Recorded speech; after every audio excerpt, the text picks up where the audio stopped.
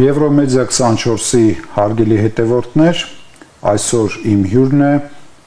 Հայ ազգային կոնգրես կուսակցության փոխնախագահ, ՀԱԿ խմբակցության նախկին ղեկավար Լևոն Զուրաբյանը։ Բարև ձեզ, պարոն Զուրաբյան։ Բարև ձեզ։ Ինչպես շնորհակալ եմ, որ հիշեցրեցիք մեր հերոսական անցյալը։ Դե դա կարծում եմ արդեն պատմության մեջ է գրված։ Ոսկե տառերով։ Այո։ Պարոն Զուրաբյան, դուք ինչ գնահատականներ կտաք ներքաղաքական կյանքին, չնայած տալիս եք հարցազրույցներ, ելույթներ եք ունենում, նախ շնորհակալ եմ, որ ժամանակ գտաք եւ այցելեցիք մեր տաղավար։ Նայեք, ընտրություններին մնացել է շատ քիչ ժամանակ, բայց գրեթե անհասկանալի են քաղաքական ուժերի դասավորվածությունը, անհասկանալի են նաեւ կանխատեսումները ինչ է լինելու եւ ընդհանրապես դուք ունեք ինչ որ արդեն ծրագրած ստրատեգիաներ, որոնցով Հայ ազգային կոնգրեսը առաջնորդվելու է, որովհետև տարբեր բաներ են խոսում, տարբեր օդում կախված լուրեր կան, հա, ձեր կուսակցության մասնակցության վերաբերյալ, մարդկանց վերաբերյալ, ովքեր իբր ձեր հետ են գնալու կամ դուք եք իրանց հետ գնալու եւ այլն։ Այո, մեր հետևորդներին շատ հետաքրքիր կարծում եմ թեմա է, թե դուք ոնց եք պատկերացնում առաջիկա քաղաքական զարգացումները եւ ձեր կուսակցության մասնակցությունը այդ ամենին։ Գիտեք, ինձ մոտ տպավորություն է, որ քաղաքական ուժերի եւ քաղաքական վերնախավի մեջ իրականում չկա գիտակցություն լրջության, այս պահի լրջության եւ վիճակի լրջության, որովհետեւ իսկապես բոլորը հիմա մտածում են ինչ ստրատեգիաներ կարելի է ընտրել ընտրություններից առաջ, ով ինչքան տոկոս կարող է ստանալ, ինչ ռեյտինգներ ունի եւ այլն եւ այլն, բայց այս շատ ինչ ասեմ, մանր խաղեր են, որովհետեւ եթե դուք հարցնում եք ինչ է կատարվում, ես ասում եմ ձեզ կատարվում է Հայաստանը ադրբեջանական վասալային պետություն սարքելու գործընթաց, որի ամբողջ իմաստը է, որ մեզ ուղղակի այդ զրկելու են պետականության ոգուց եւ կամաց տանելու են դեպի հաճելի մահ, որը այլ կերպով լատիներեն կոչվում է էվտանազիա։ Սա է կատարվում եւ մեր վերնախավը դրա գիտակցությունը կարծես թե չունի, կամ եթե ունի, միևնույն է շարունակում է խաղալ մանր ընտրական խաղեր։ Նայեք, շատերից լսում եմ, իհարկե ես պատկերացնում եմ եւ բավականին տեղեկացված եմ շատ հարցերից, բայց հասարակ ժողովուրդը վերլուծական կամ թեկուզ լրատվական պատմական գործունեությանը չի շատ հետևել եւ բավականին կարճ, ասենք, տպավորություններով է առաջնորդվում։ Շատերը ասում են, որ նայեք, Տեր-Պետրոսյանը ժամանակին առաջարկում էր, չէ, խաղաղություն թե պատերազմ, հայտնի հոդվածը հետագայում Լևոն Տեր-Պետրոսյանին մեղադրում էին զիջողականության մեջ, որ ինքը ուզում էր ինչ-որ բաներ զիջեր, եւ նա նաեւ կողմնակից էր խաղաղությանը, ինչպես որ շատերի մոտ տպավորություն։ Ես կուզենայի, որ դուք օգտվելով առիթից տայք այդ տարբերությունների հարցը, ինչ էր ուզում Տեր-Պետրոսյանը ստանալ եւ ինչ էր նշանակում Լևոն Տեր-Պետրոսյանի խաղաղությունը եւ ինչ բերեց Նիկոլ Փաշինյանը, որը դուք այսօր անվանում եք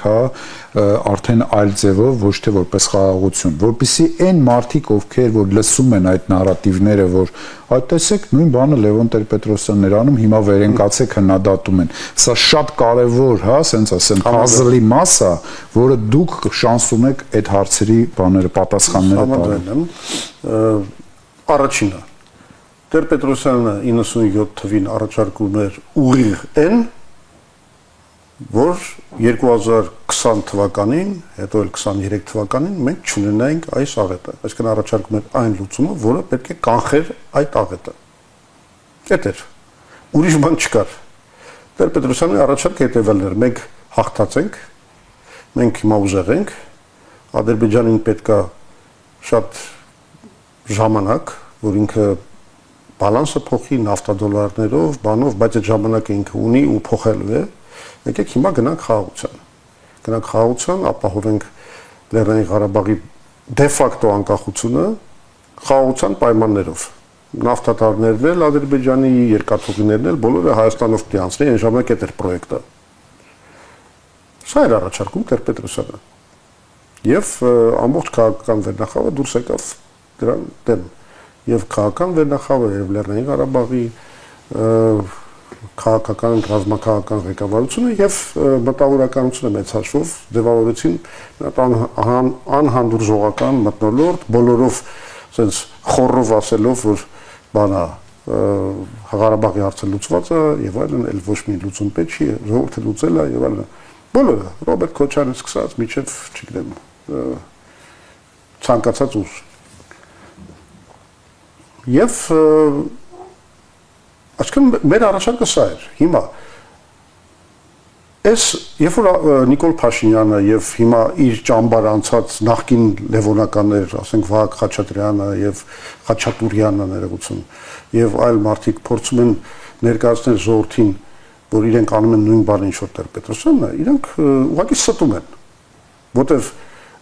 Փաշինյանը արել է ամենածայրահեղական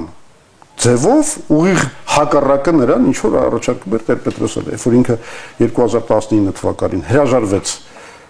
բանակցություններից, որը խայտառակ մի բան էր, չտեսնված մի բան էր, Ռոբերտ Քոչարյանն ու Սերժ Սարգսյանը գոնե բանակցում էին, այսինքն չնայած դնում էին ինչ որ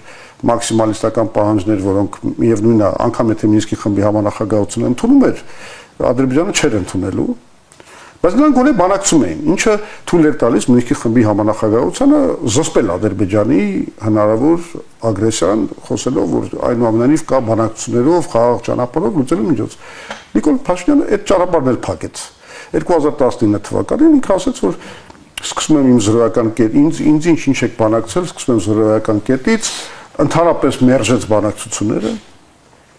պատրվակ բռնելով, որ Ղարաբաղը ներկայացված չի բանակցություններում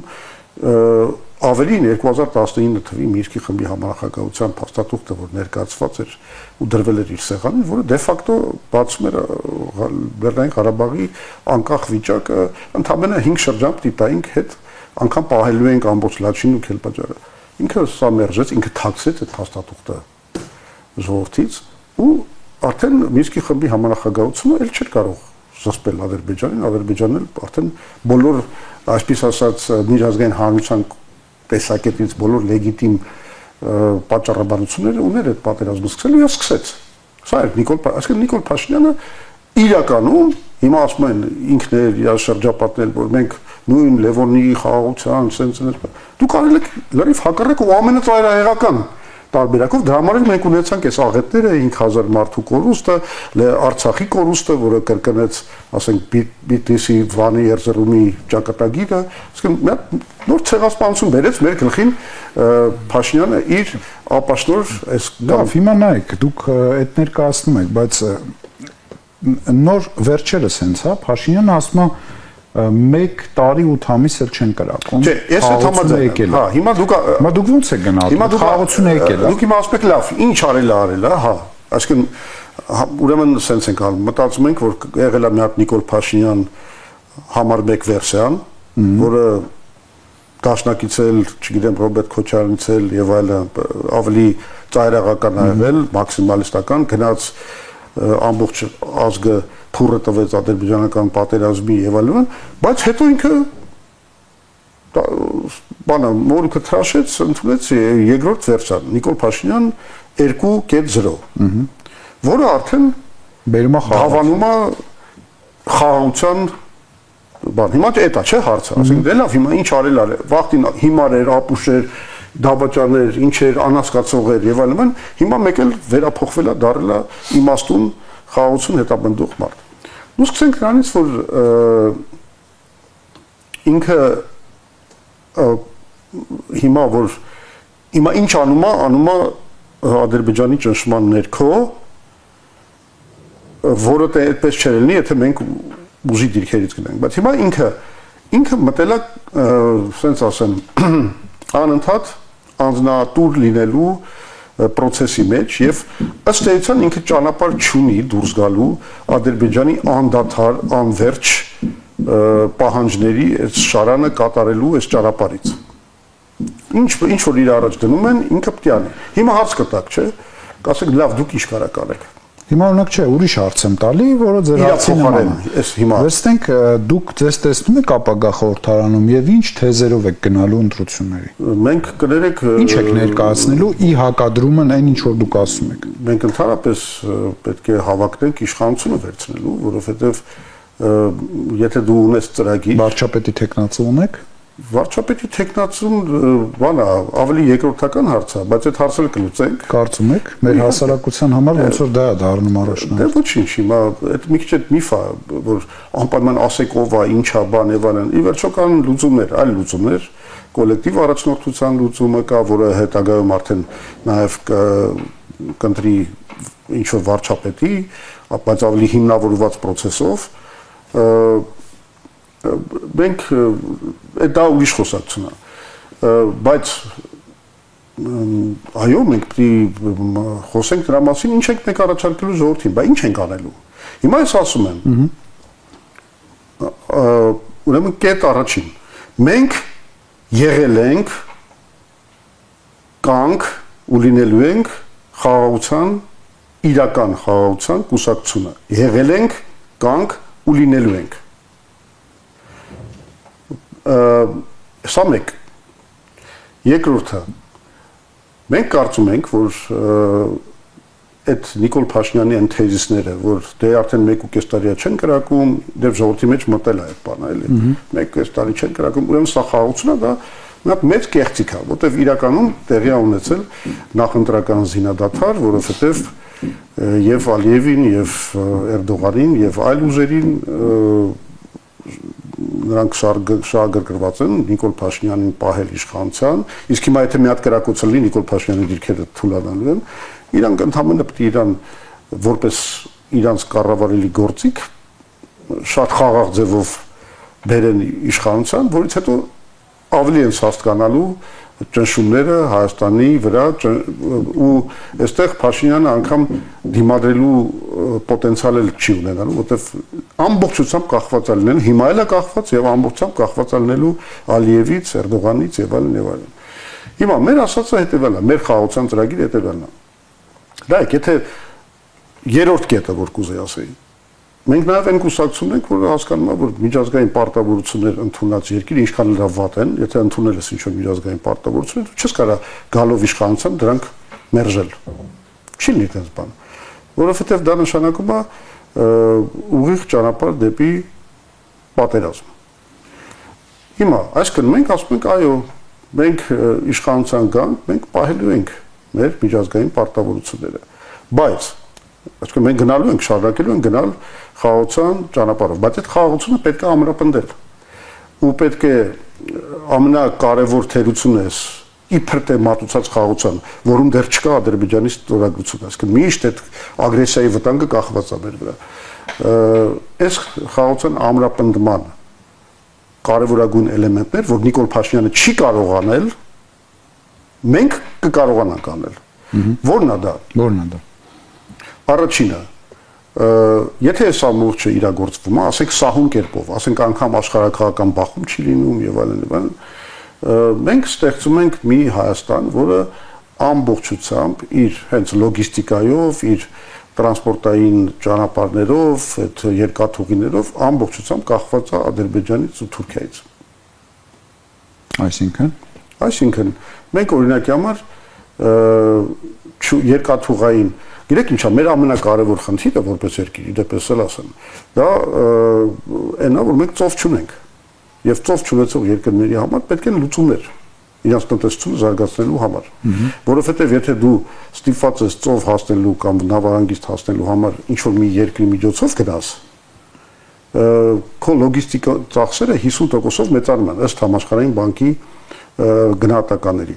Եթե երկու երկիր պետք է անցնես միջև նավանգիստ հասնելը, այդ արդեն 100% է։ Այսինքն սա մի հատ խեղտող օղակ է,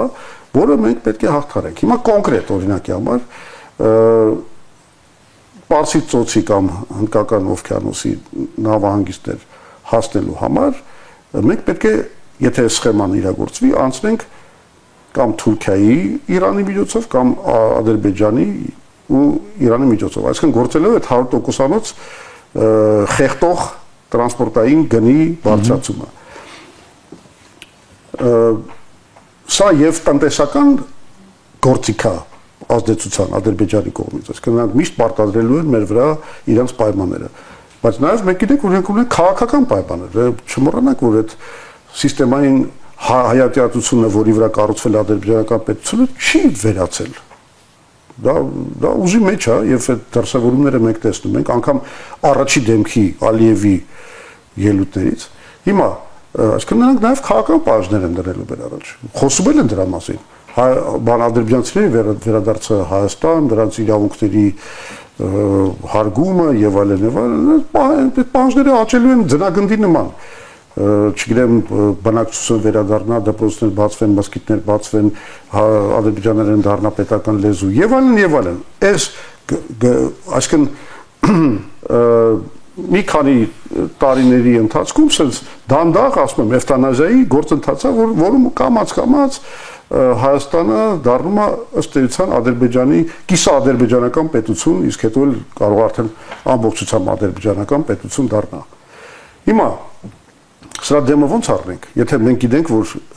այդ կախվածությունը մեզ համար մահացու կախվածություն է։ Մենք ասում ենք, որ առանցքային էլեմենտ է այս խաղաղության ամրապնդման Իրանի հետ մեզ կապող երկաթուղու կառուցումը։ Դա կարելի անել Սյունիքի վրայով երկաթուղու կառուցել։ Ամերիկայի սանկցիաներից չեք վախենում։ Հայաստանը կարող է նման քննի առաջ կանգնել։ Կներեք, որն է ավելի կարևոր այդ սանկցիաները, թե ինքնասպանությունը, որ մենք կատարում ենք։ Եթե դա չենք անում։ Այսինքն իհարկե, ամերիկացիները միշտ էլ մեզից պահանջել են, որ մենք կտրենք մեր հարաբերությունները Իրանի հետ։ Անկամ այդ 90-ական թվականներին ժամանակ շատ կոշտ պահանջներ էին դրում։ Բայց մեր կառավարությունը շատ հանգիստ պատասխանում էր դրան, ասելով, որ սա մեր միակ կենսական ճանապարհն է։ Այնտեղ կա նաև հայկական փոքրամասնություն, 50,000-ից հայերի փոքրամասնություն, որը շատ հարգված համայնք է եւ նրանց իրավունքները բավականին լավ հարգվում են Իրանում եւ մենք չենք կարող վտանգի տակ դնել ոչ մեր պետության կենսական շահերը, ոչ էլ հայկական համայնքի ճակատագիրը։ Եվ բանակցելը ինչի համար է։ Բայց պետք է բանակցողները լինեն։ Եվ ի վերջո, հա, հենց դա, այդտեղ են գալիս։ Բանակցողները պետք է գալիս առանցքային կետին, որ Փաշինյանը այդ նպատակը չի հետապնդում, որովհետեւ հիմա մեզ ինչ են ասում, ասում են մենք չէ, դի բան չի, միջանցք չի, ինչ Զանգեզուրի միջանցք, մենք ինքնիշխանությունը պահպանում ենք, ցանկացած երրորդ երկիր կարող է գա, ինչ ուզմա կառուցի, չէ, այդ ասում են, չէ, դա չի որ այդ միջանցքը ամբողջությամբ տալիս ենք ամերիկացիներին կամ ադրբեջանցիներին։ Okay։ Այդպես է։ Ուրեմն մենք կարող ենք կառուցել երկաթուղի, ճիշտ է։ Այդ միջանցքի վրայով։ Այսինքն դուք առաջարկում եք դարձնելով դա հանգույց։ Դուք առաջարկում եք մի բան, որը դեռ չկա եւ գրեթե չի առաջարկվե, հա, դեպի Իրան երկաթգծի կառուցում եւ դրանով դա չի եղել, իրականում կա այդ երկաթուղու մշակված պրոյեկտ, որը ես արդեն ներկայացրել եմ, պրեզենտացիա եմ արել մեր ժողովրդին, այդ պրոյեկտը մշակվել է 2008 թվականից մինչև 16 թիվը, դեռ երրորդ նախագահի օրոք, թե ինչու դա չի իրականացվել։ Սա մի հատ ուրիշ հարցադրում է, որը ես ուղղել եմ երրորդ նախագահի թիմին, բայց պատասխան միջև մա չեմ ստացել։ Բայց ինքը որպես պրոյեկտ 3.2 միլիարդ դոլար գնահատվող պրոյեկտ, իր բոլոր կամուրջների, թունելների հաշվարկով գոյություն ունի, ամբողջ դոկումենտացիայի մենք տիրապետում ենք, ամբողջ։ Կոնկրետ առաջարկ, կոնկրետ Հայաստանի տնտեսական զարգացման համար, որը ասում եմ ունենալու է մի քանի հա, որը ունենալու է մի քանի դրական էֆեկտներ մեր համար։ Մեկը այդ Ադրբեջանից ու Թուրքիայից մեր լոգիստիկ կախվածության հաղթահարումը, որը թույլ կտա նաև դիմակայել նրանց քաղաքական ինչ-որ պահանջների թելադրմանը։ Սա մեկ, երկրորդը մենք այդ պրոյեկտը ցույց ենք տվել բանից այդ Գագարին գյուղից միջև Ագարակ 20 բնակավայրով անցնող պատկերացրեք երկաթուղի է ամենտեղ ստանցիա լինելու եւ դա նաեւ նշանակում է այդ պատկերացրեք այդ առանցքի շուրջ տնտեսական կյանքի աշխուժացում այդ գյուղացիները կամ այդ բնակավայրերի մարդիկ եւ դրանց շուրջ բոլոր այդ բաները տնտեսական միջավայրը կսկսի ապրել, շնչել։ Ավելին շնորհիվ այդ երկաթուղի Հայաստանը դառնալու է տրանզիտային ճանապարհ, որը Պարսից ծոցը միացնելու է Սև ծովի հետ։ Ստրատեգիական կարևորագույն բան, որը Հայաստանին նաև ստրատեգիական նշանակություն է տալիս։ Իսկ եթե որը այդքան էլ դժվար հարց չի եւ դա կարելի է քննարկել Ռուսաստանի Դաշնության կառավարության հետ, Վրաստանի հետ, որ նաև կառուցվի Ինգուշետիայով այդ երկաթուղին, որը կմիացնի Ռուսաստանը Վրաստանի հետ, այդ Լարսի կողմերն է մոտավորապես, սա մենք արդեն ստանում ենք, ոչ միայն մենք ենք ստանում երկաթուղային ճանապարհ դեպի Ռուսաստան, որը շրջանցում է Ադրբեջանը, եւ ընդհանրապես սա դառնում է տրանզիտային ճանապարհ, որովհետեւ Հնդկաստանն է ստանում, Չինաստանն է ստանում այդ ճանապարհը, որ Պարսից ծոցից Իրանով Չոբահար նավահանգստից կամ այլ նավահանգիստներից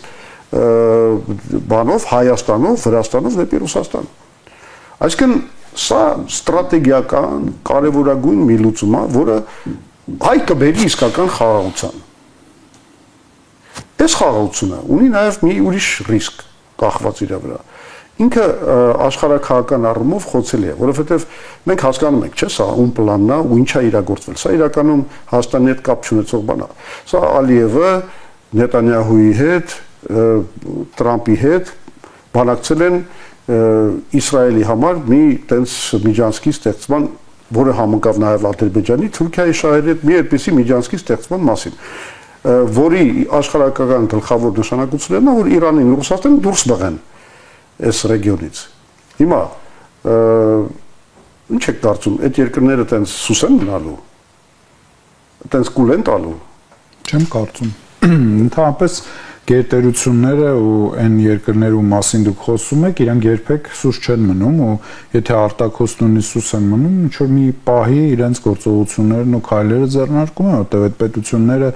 ես օրինակ կարծում եմ, որ Հայաստանը այսօր բնակվում ապրում ենք մենք բոլորս էլի նույն իմպերիաների ժամանակաշրջանում, կա ռուսական իմպերիա, պարսկական իմպերիա, թուրքական, 5000 տարի, եվրոպական իմպերիա, 5000 տարի, այսինքն բան չի փոխվել այդ առումով։ 5000 տարի առաջ։ Ուղղակի մենք իմպերիա չդարձանք պետությունները, մենք չկարողացանք իմպերիա դառնալ։ Դե Տիգրան Մեծի ժամանակ դառել էինք, բայց դե հիմա դե ինչի Ղարաբաղյան պատերազմի 90-ական հաղթելուց հետո եթե մենք ամրապնդենք մեր դիրքերը, հայկական լուրջ գործոն կդառնար տարածաշրջանում։ Հիմա այսինքն դուք եք ասում, որ բանա լուրջ աշխարհաքաղաքական պայքարագնում եւ իսկապես կատաղի պայքարագնում, առավել եւս հիմա, երբ որ արդեն ձևավորվել է բացի արևմուտքից, որը